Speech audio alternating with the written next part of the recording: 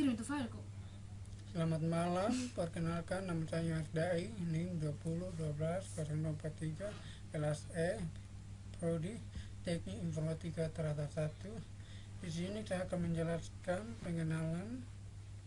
Pada modul 1 kita akan belajar mengenai Node.js. Modul 1 ini akan mengemukakan dasar-dasar penggunaan Node.js sebagai bekal bagi Anda untuk mempelajari materi-materi yang ada disampaikan pada bab berikutnya.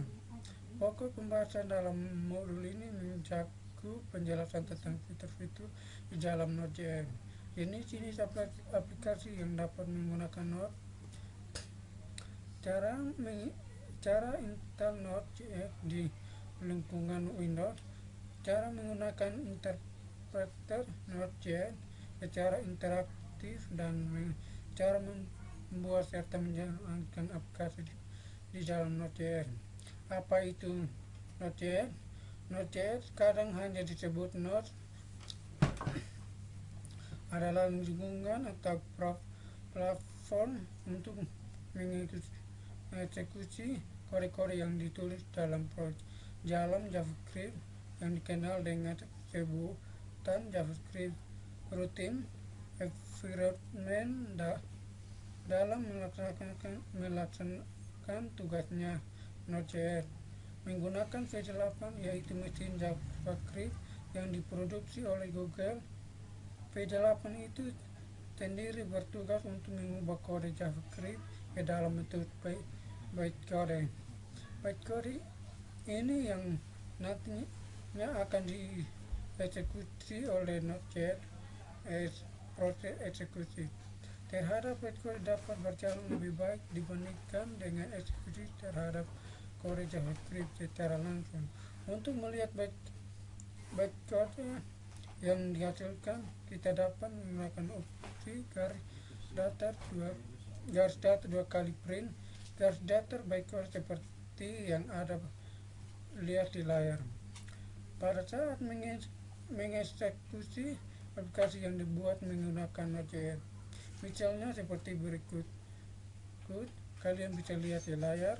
V8 ditulis menggunakan C++ dan menggunakan oleh Google. Dalam mengembangkan web Google Chrome, masing-masing aplikasi web memiliki mesin JavaScript yang berbeda.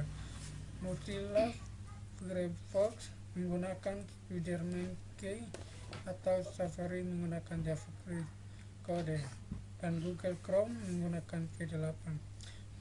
Mesin V8 inilah yang digunakan juga oleh Node.js. Melalui Node.js kita dapat menggunakan JavaScript sebagai bahasa pemrograman untuk membuat sebuah tipe aplikasi, baik yang berupa aplikasi kontrol atau command line, interface, dan tasker. Aplikasi berbasis web, aplikasi web, aplikasi mobil Android dan iOS, atau aplikasi untuk sistem kontrol dan akses perangkat besar. Node.js pertama kali dibuat oleh Ryan pada tahun 2009 dan hanya dapat dijalankan di dalam sistem operasi Linux. Namun saat ini Node.js sudah dapat digunakan di lingkungan Windows, web, dan beberapa varian unik lainnya. Meskipun Node.js awalnya ditunjukkan untuk bahkan program-program yang berkaitan dengan permasalahan jaringan komputer, tetapi pada kenyataan saat ini Node.js lebih banyak digunakan dalam proses pengembangan aplikasi web. Node.js diyakini dapat memproses permintaan-permintaan yang dikirimkan oleh klien atau web browser dalam jumlah besar dengan performa C yang baik. Karena alasan ini, Node.js saat ini mulai banyak digunakan oleh para pengembang aplikasi web sebagai alternatif dari bahasa pemrograman lain seperti PHP, Python, Ruby, dan PRL. Jenis-jenis aplikasi yang dapat dibuat menggunakan Node.js seperti yang telah disebutkan sebelumnya, bahwa dengan adanya Node.js, JavaScript menjadi bahasa pemrograman yang multifungsi. Berikut ini adalah jenis aplikasi yang dapat dikembangkan menggunakan Node.js. Pertama, aplikasi konsul atau CLI Command Interface, yaitu aplikasi yang berbasis teks dan dijalankan melalui terminal Linux Shell maupun command prompt. Jika Anda menggunakan Windows, aplikasi QUIC yaitu aplikasi yang berjalan di lingkungan desktop. Untuk mengembangkan aplikasi berbasis QUIC, kita perlu menggunakan modul dari pihak ketiga, misalkan Node.js, Node.js, dan ET. Node.js, Wix.js, Node.gtk, Node.js, dan GTK. Ada juga modul yang mengizinkan untuk membangun aplikasi GUI hanya dengan memanfaatkan teknologi JavaScript dan HTML, misalnya Node.js dan Electron. Berikut aplikasi web, yaitu aplikasi yang berjalan di lingkungan web server yang eksekusinya dilakukan berdasarkan permintaan yang dikirim oleh klien atau web browser. Aplikasi untuk cloud, Internet of Things, dan robotika, yaitu aplikasi yang secara khusus ditunjukkan untuk mengakses perangkat keras. Untuk mengembangkan aplikasi jenis ini, kita juga perlu memasang modul tambahan yang digunakan oleh pihak ketiga.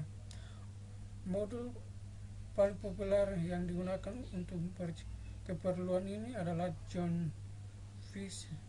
Dengan modul ini kita dapat mengontrol perangkat keras seperti Centerlink dan lain-lainnya yang berhubungan dengan papan. Microcontroller tertentu, Arduino, BAG, Bonet, Intel, Galileo, dan sebagainya.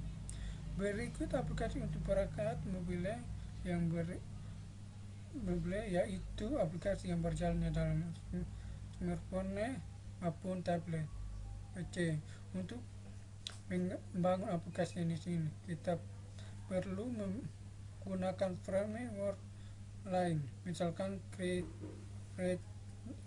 React Native, framework yang dapat digunakan untuk membangun aplikasi Android dan iOS. Sekian dari saya.